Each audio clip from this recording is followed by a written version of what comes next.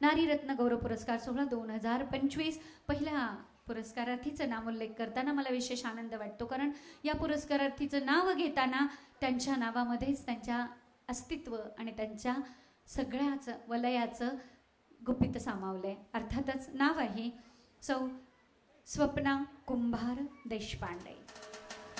या नामोल्लेख करताना मला विशेष आनंद वाटतो, कारण स्वप्ना ज्यांनी आपल्या आयुष्यामध्ये शिक्षकी पेशासाठी शिक्षणाचं स्वप्न पाहिलं आणि ते स्वप्न साकार करत आपल्या कलेला सुद्धा आपल्या जीवनामध्ये अस्तित्वात आणलं. अर्थातच रॉयल कॉलेज डोंबिवली येथे बायोलॉजीच्या त्या स्वतः प्राध्यापिका आहेत, भरतनाट्यम विशारद आहेत, 17 वर्ष स्वतःची नृत्य संस्था चालवत आहेत.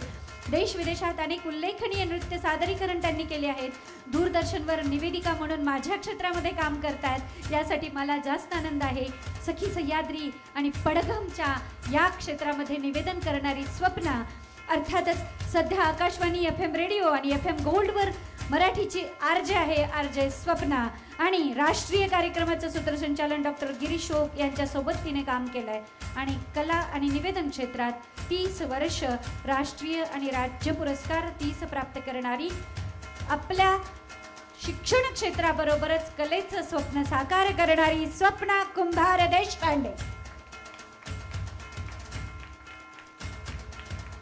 मी माननीय जयाताईंना विनंती करते की कृपया त्यांनी स्वप्नाला सन्मानित करायचं. आणि मीडियाचे प्रतिनिधी इथे आहेत, अर्थातच माननीय सरांना मी निमंत्रित करते, कारण तिने मीडियामध्ये काम करते. तुम्ही पुरस्काराला या, कारण तिला ते आनंदाचं होईल.